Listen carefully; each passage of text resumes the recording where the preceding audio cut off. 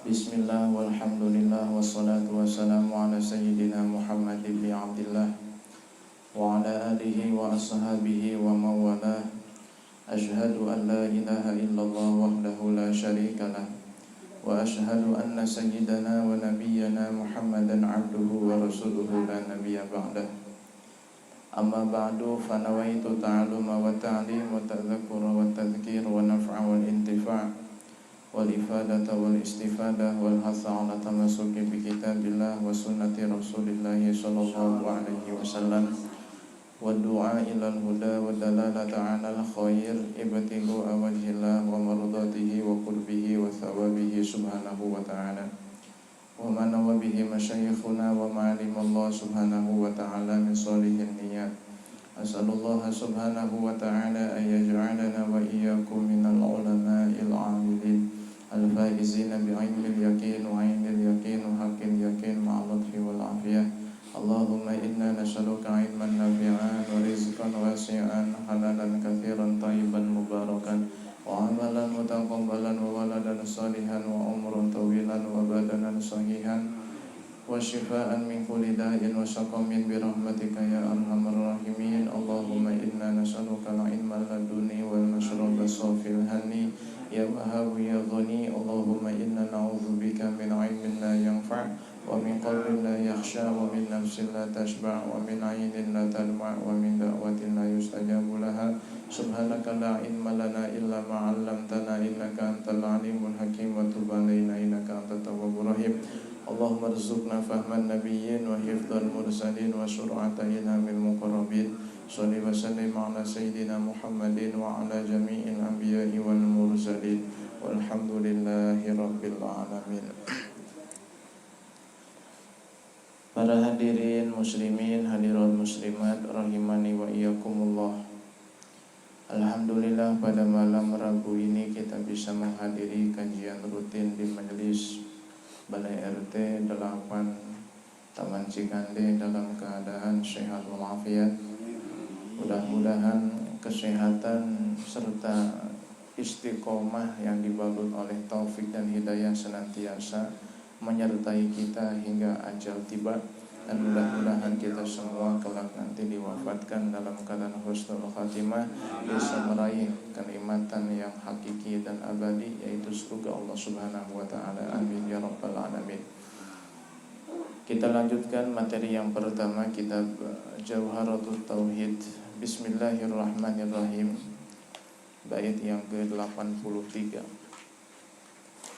Wa asbitan lil awliyal karamah wa ma'an nafaha fambadhin kalamah fambidan kalamah. Wa asbitan lil awliyal karamah wa man nafaha fambidzan kalamah. Di dalam bait ini pengarang kitab Jawharatul Tauhid ingin menjelaskan kepada kita tentang karamah wali-wali Allah subhanahu wa ta'ala. Beliau mengatakan wa asbitan ay i'taqid lil awliyal karamah ay jawaza wuqu'il karamah fil awliyai. Yakinkan di dalam hati, tancapkan di dalam kalbu, fahami dengan sebenar-benarnya bahwa boleh terjadi karamah pada wali-wali Allah subhanahu wa ta'ala. Kalau kita kaitkan dengan hukum akli, sebagaimana telah kita bagi di awal pengajian, hukum akli kan terbagi 3, wajib, mustahil, jaiz. Karamah wali ini termasuk kategori jaiz. Sesuatu hal yang mungkin terjadi dan mungkin tidak terjadi. Tidak wajib terjadi dan tidak mustahil terjadi. Ini hukumnya adalah boleh. Ya. Yakinkan dalam hati bahwa karamah itu tidak mustahil muncul pada wali-wali Allah Subhanahu wa taala. Baik di masa hidup mereka ataupun setelah wafatnya mereka. Kama dhahaba ilaihi jumhuru ahli sunnati, sebagaimana inilah pendapat yang telah disepakati oleh jumhur ahlus sunnah wal jamaah. Ahlus sunnah wal jamaah meyakini bahwa karamah itu hukumnya boleh terjadi pada wali-wali Allah Subhanahu wa ta'ala. Bahkan tidak ada satupun mazhab dari mazhab yang 4 yang mengingkari atau menafikan keberadaan karamah pada wali-wali Allah Subhanahu wa ta'ala, baik di masa mereka masih hidup atau setelah wafat. Bahkan zuhuruha hina idzin aula, kemunculan karamah wali setelah mereka wafat ini lebih utama daripada kemunculan karamah di masa mereka masih hidup. Alasannya apa? Li'anna nafsa hina idzin safiyatun minal aqdari, sebab pada saat wali itu sudah wafat, maka jiwa mereka terbebas daripada kurungan jasad. Kalau mereka masih hidup, mereka masih berada di dalam jasad. Jiwa mereka masih dibatasi oleh jasad. Tapi pada saat ruh itu keluar dari jasad, pada saat mereka meninggal, maka mereka lebih leluasa untuk mendapatkan karamah dari Allah Subhanahu wa ta'ala. Sehingga kemunculan karamah wali setelah mereka wafat ini lebih utama, bahkan kadang lebih banyak ketimbang kemunculan karamah setelah pada saat mereka masih hidup. Ya, nanti akan kita bahas apa dalilnya dan apakah pernah terjadi pada sahabat Nabi atau orang-orang sebelum Nabi SAW. Yang penting kita yakini dulu bahwa karamah itu memang benar-benar ada dan tidak mustahil Allah berikan kepada wali-wali Allah Subhanahu wa ta'ala, baik di masa mereka masih hidup ataupun sudah wafat. Kalau sudah wafat itu ibarat pedang yang sudah dikeluarkan dari serangkahnya, dari sarungnya. Nah, ini mau menebas siapapun kan bisa, tapi kalau masih berada dalam sarung, ini kan harus dicabut dulu. Ketika mereka sudah wafat, ibarat pedang sudah dikeluarkan dari sarungnya. Maka wajar kadang-kadang pada masa masih hidup karamahnya tidak begitu nampak, tapi setelah meninggal karamahnya luar biasa. Keluar bahasa banyak sekali. Bahkan di Banten sudah jangan diragukan ya. Wali-wali Allah bertebaran di bumi Banten ini. Ya.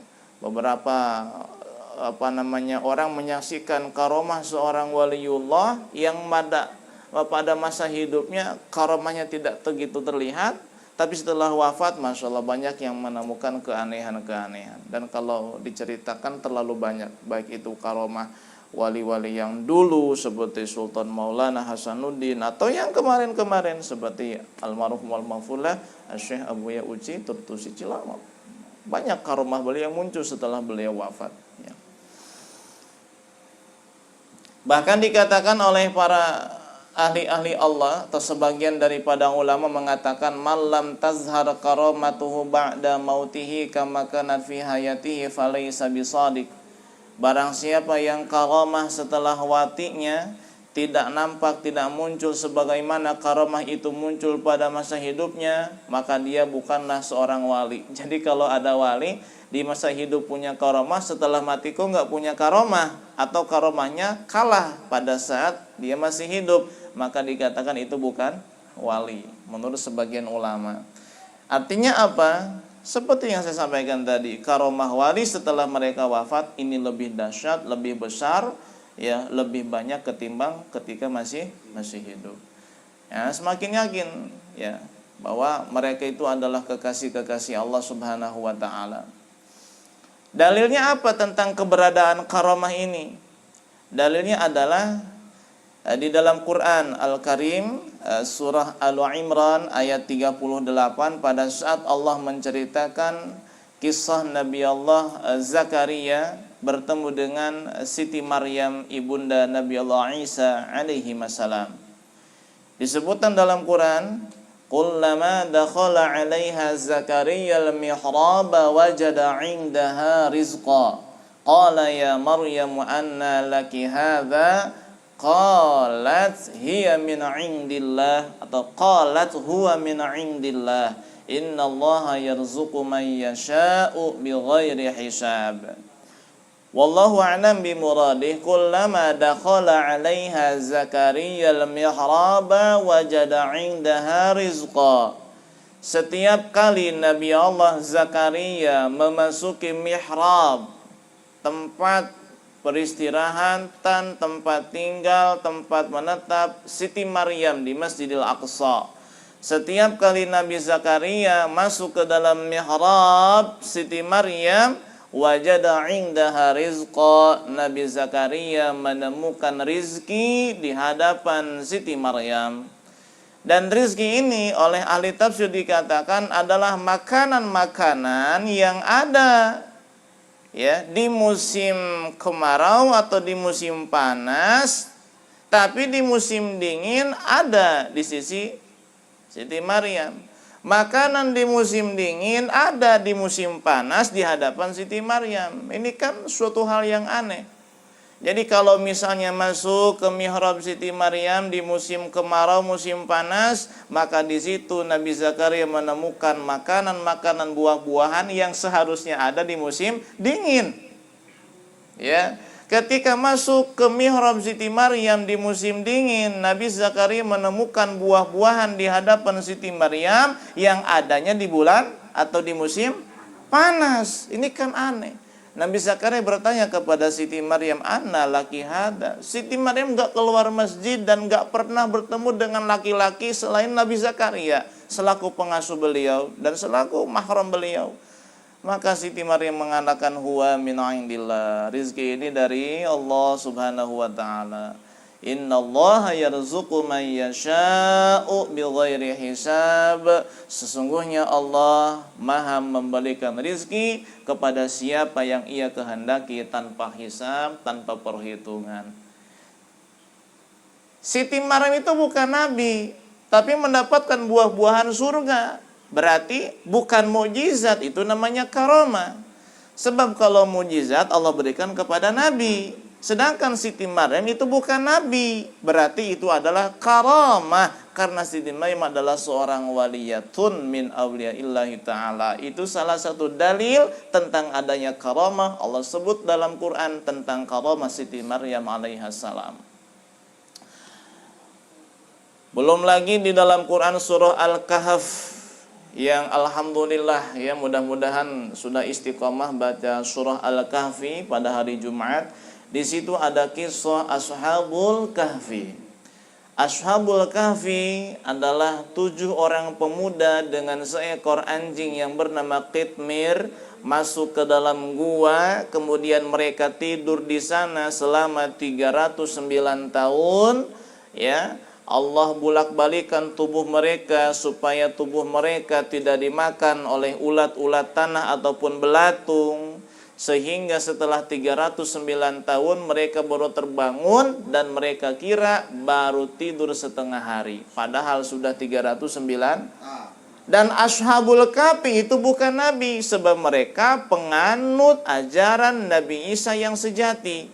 Adalah pemeluk agama Islam yang mengamalkan syariat Nabi Allah Isa di dalam kitab Injil alaihi salam.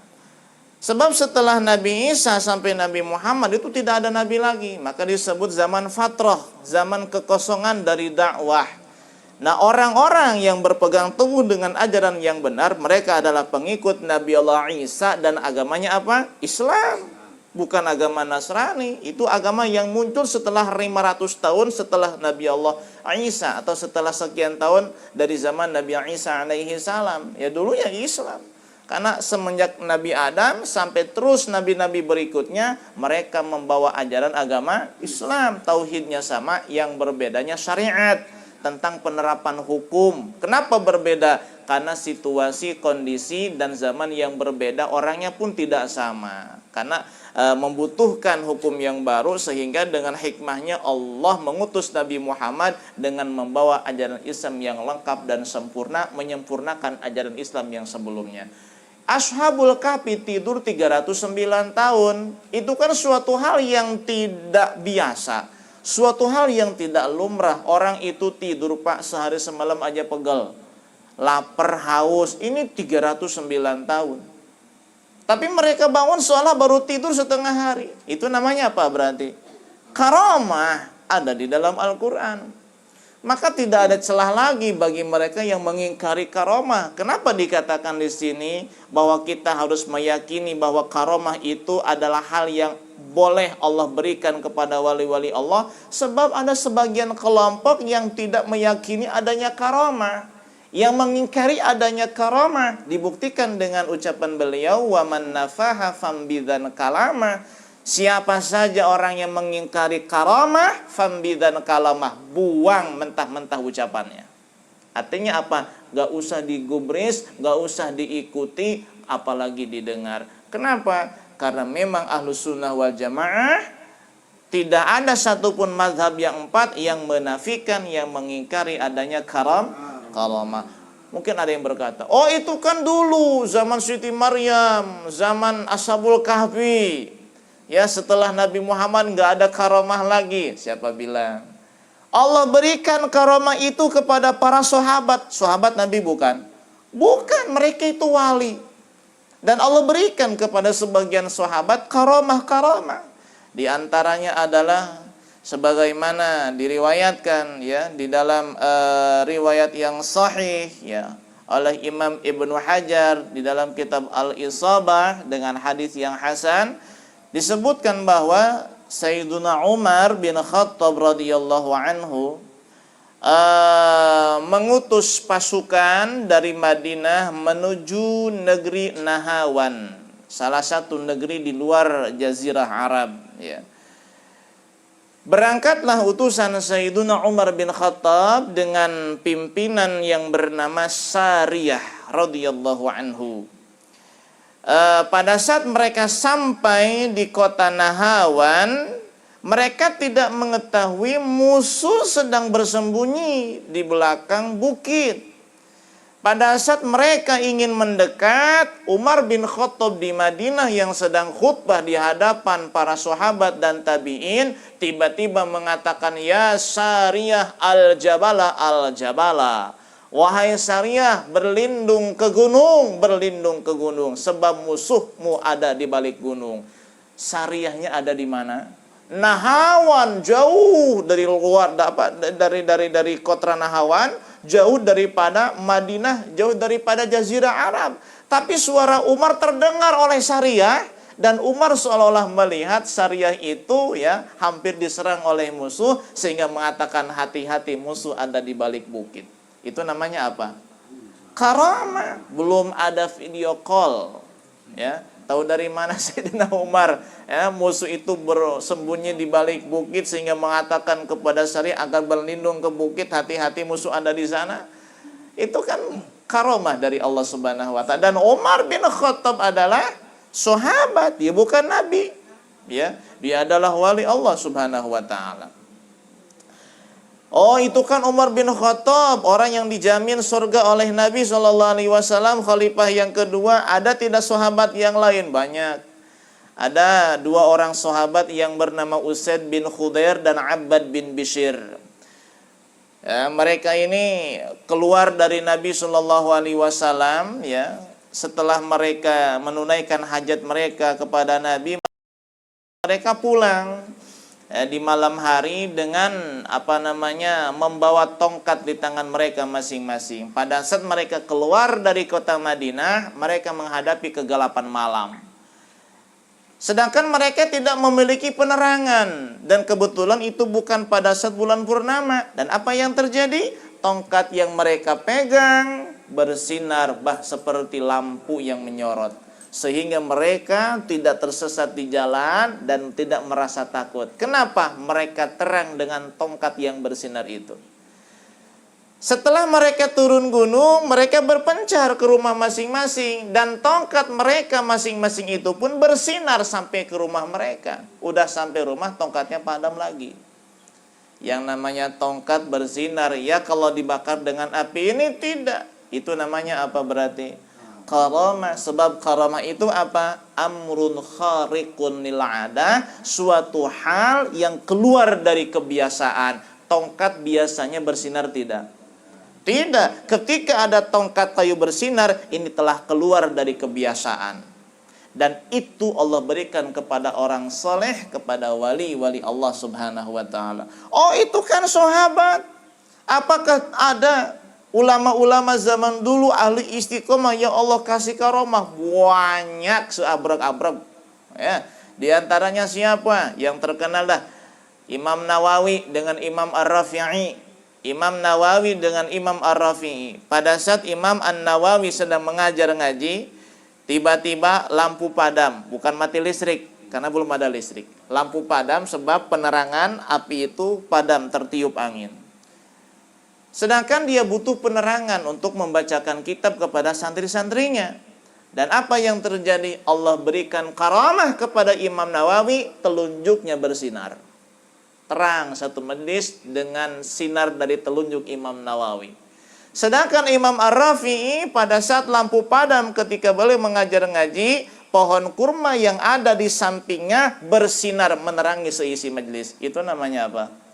Karamah. Oh, itu Imam Nawawi, itu Imam Rafi. Ya sudah, kita mundur ke sini. Syekh Nawawi Tanara.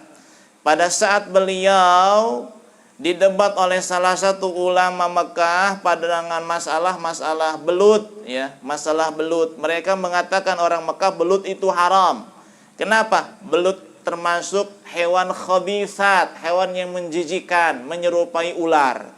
Syekh Nawawi ingin menjelaskan bahwa belut itu tidak sama dengan ular dan tidak menjijikan. Belut itu termasuk kategori hewan apa? Ikan. Hewan air, hewan ikan. Ya, termasuk ikan. Cuman kan kalau hanya sekedar menjelaskan tidak membawa fisiknya, tidak membawa dan memperlihatkan seperti apa hewannya, otomatis perdebatan tidak akan selesai. Syekh Nawawi mengulurkan tangannya ke belakang. Setelah tangan itu dikebelakangkan, dikeluarkan lagi, di tangannya sudah ada seekor belut. Padahal di Mekah nggak ada belut. Itu namanya apa? Karamah. Murid beliau, Syekh Khalil Bangkalan Madura. Ada di Madura, Syekh Nawawinya di Mekah. Ini kalau kirim surat, pakai kertas ditulis, dibuat kapal-kapalan perahu. Dimasukkan atau ditaruh di atas air, laut, kemudian itu kertas berlayar sampai ke Indonesia, masuk ke selokan rumah Syekh Khalil Bangkalan. Dibuka, oh surat dari Syekh Nawawi Tanara. Itu namanya apa? Karamah. Oh, enggak masuk akal, bukan tidak masuk akal, keluar dari kebiasaan. Akalnya masuk saja. Kenapa tidak masuk akal kok? Masuk akal. Tapi itu keluar dari kebiasaan. Yang namanya kertas ditaruh di air pasti akan hancur. Tapi itu tidak, sampai jalan masuk ke selokan rumah. Itu namanya apa? Perkara yang keluar dari kebiasaan. Ya, kita mungkin masa sih, karena kita belum merasakan ilmunya. Belum mencicipi nikmatnya ibadah, lezatnya iman. Orang kalau sudah beramal soleh dengan taraf keikhlasan yang tinggi dan mengikuti jejak langkah Nabi Shallallahu Alaihi Wasallam, Allah kasih karomah. Dan karomah itu bukan tujuan dari ibadah. Karomah itu ibaratnya adalah rambu-rambu jalan yang menunjukkan atau petunjuk bahwa kita sedang berada di jalan yang benar. Kalau kita ingin pergi ke Belaraja, ya, otomatis kita akan melihat tanda-tanda di jalan yang menunjukkan bahwa arah ini benar menuju ke Belaraja. Seperti apa? Kita akan melewati pom bensin, pos Sentul misalnya. Kita akan melewati jembatan pasir. Itu kan benar berarti ke Belaraja tuh. Nah, itu seperti karomah kayak gitu. Seperti karomah kayak gitu. Orang kalau ibadahnya benar kepada Allah lurus, Allah kasih karomah sebagai pertanda bahwa dia sedang berada di jalan yang benar agar keimanannya bertambah kuat dan semakin fokus untuk mencapai ma'rifatullah dan keridhaan Allah Subhanahu wa taala. Itu karomah. Dan kalau diceritakan banyak. Salah satu wali yang karomahnya terbanyak adalah Syekh Abdul Qadir Al-Jailani. Banyak karomahnya, ya. Walhasil kesimpulannya kita harus meyakini karomah itu ada. Allah hadiahkan kepada wali-wali Allah Subhanahu wa taala. Siapa wali itu? Wal waliyu wallahu a'lam bishawab. Zukuna ilman nafi wal amal khalis maqbul wa yusiru bihadza ta'lim qalban nabiyina Muhammad sallallahu alaihi wasallam wa ila ruhi masyayikhina wa dhawil huquqi wajibati alaina wa ila hadratin nabi Muhammad sallallahu alaihi wasallam. Al-Fatihah. A'udzu billahi minasyaitonir rajim. Bismillahirrahmanirrahim. Alhamdulillahi rabbil alamin arrahmanir rahim maliki yaumiddin iyyaka na'budu wa iyyaka nasta'in ihdinas siratal mustaqim siratal ladzina an'amta 'alaihim ghairil maghdubi 'alaihim waladdallin amin.